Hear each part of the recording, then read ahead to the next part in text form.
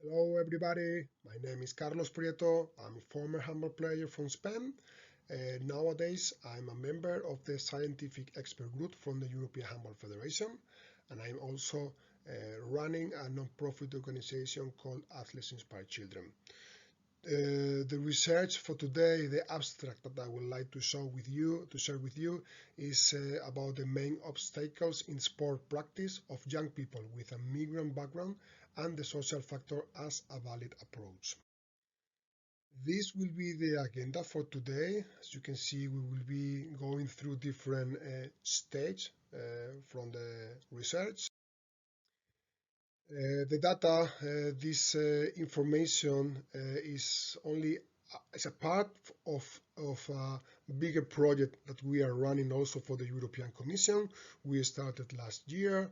The project is called Inclusion Through Sport, and we are doing partnership with different countries, and the results that we found in Germany through our organization is the different points that we will be watching right now. We found out this situation. We all of us know that we have a problem in sport because the new generations are practicing less and less sport. And we found that in different areas, in different circles, is more relevant and more dangerous than in others.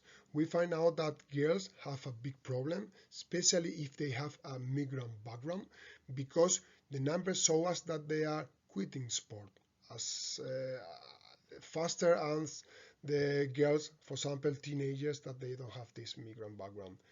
There are different factors there. They can be age or nationality, but one of the biggest or the strongest factors here is the language barrier.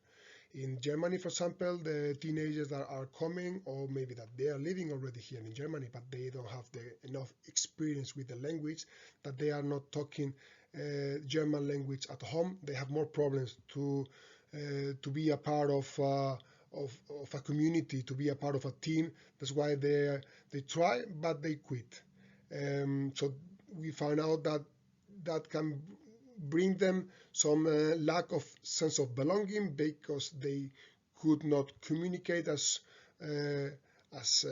well as they wanted with the rest of the players or the rest of the team.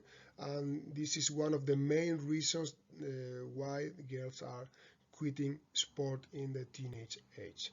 The second strongest factor is the socioeconomic factor. We have seen also that the families that they are having some issues with in economical or in finance, they also quitting sports. We don't know really why, maybe because of the membership to be part of a club or association, but this is the second factor that we find out. The risk about this situation is that we are losing girls year after year, and that could be a problem, a negative impact for the competition.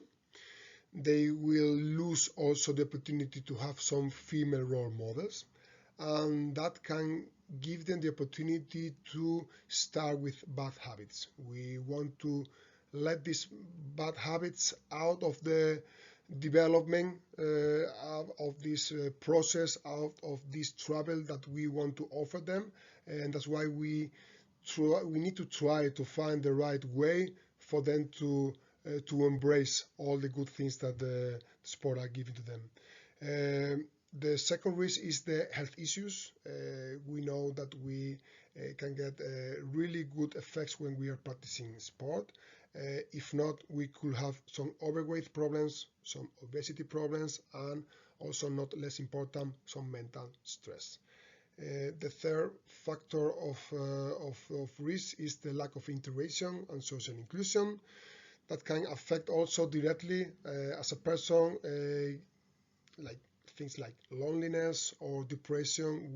All of us, we would like to avoid this situation, especially in these ages. The main actors that we found out in the research are also the clubs and associations. The associations or clubs in Germany, they are really important. You can find a small region with a lot of associations, and most of the kids, they are taking part on that. So they have a strong community. They have the sports facilities also that will be easier for the young generations and the young people to practice sport. And they give them an instructor, plan for training, for playing, so it's easier for them. They just need to go there and to have fun. The second main actor that we also find out are the coaches. The coaches should have social skills to avoid these problems that we also found out. They should have also good coaching capacities. They also have some emotional intelligence, because it's not only about playing handball or practicing whatever sport is, but also to be able to link them with different skills. And for that is important also for the coaches to have the proper preparation, and also having the management skills, because sometimes leading a team is not only about the knowledge that we have in the technical and tactical aspect, but also to manage the group with different nationalities, group with different issues, and for that is also important to have the proper formation. These are the three different considerations that we take note. The integral approach. This is a question. What kind of goals do we have for our club or our association? Do we want the kids coming and play and practicing sport, or we want to go beyond sport and to get something else? The first consideration is considering them as person, as kids, as teenagers, and after that as an athlete. If we go the different direction, we will be losing a lot of kids in the process. To have clear the management methodology, to don't leave anyone behind, especially in that ages. The second point is the solid coaching formation. As I said before, we find out that there is less refreshing training for the coaches. We are also having a look to all the formation, to all the certificates that they are having, and we find out that there is also less emotional intelligence factor there. It's important to have a tracking record also, to know what's happening, how to be able to go further and to be prepared for offer them the proper formation also to the, it's not only about what we know, but about what can we bring to the kids, and to offer them also a wide range of activities based in the main issues that we said before, something like educational, health, or social issues. This is the approach that we are also putting in practice in our social program Share and Play. It's a program also that the European Handball Federation are supporting since the last months, and we are focusing in grassroots, in youngs. We adapt our content to their needs.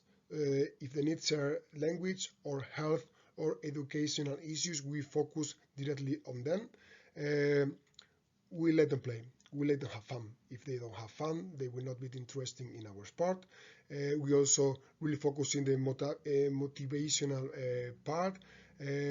We challenge them every day. We put the level higher and higher after every practice, and we offer them the security to be a part of something, to have a comfort zone when they can improve, where they can explore, when they can have really good experience with each other. And this is how we approach this situation. We have been doing that for years. Now with this research through this other social program, we are more and more sure that we are going in the good direction. And we want just to let you know the importance that the clubs, the association, and the coaches have in this process. If we are not focusing the right things with the kids, we will be losing them. That's why it's really important, not only in Germany, but in the rest of Europe, to have the right approach and to let them play, to let them have fun, and just to keep them focusing sport. Thank you very much for your attention. You have some information here about our webpage. You can contact us anytime. Bye-bye.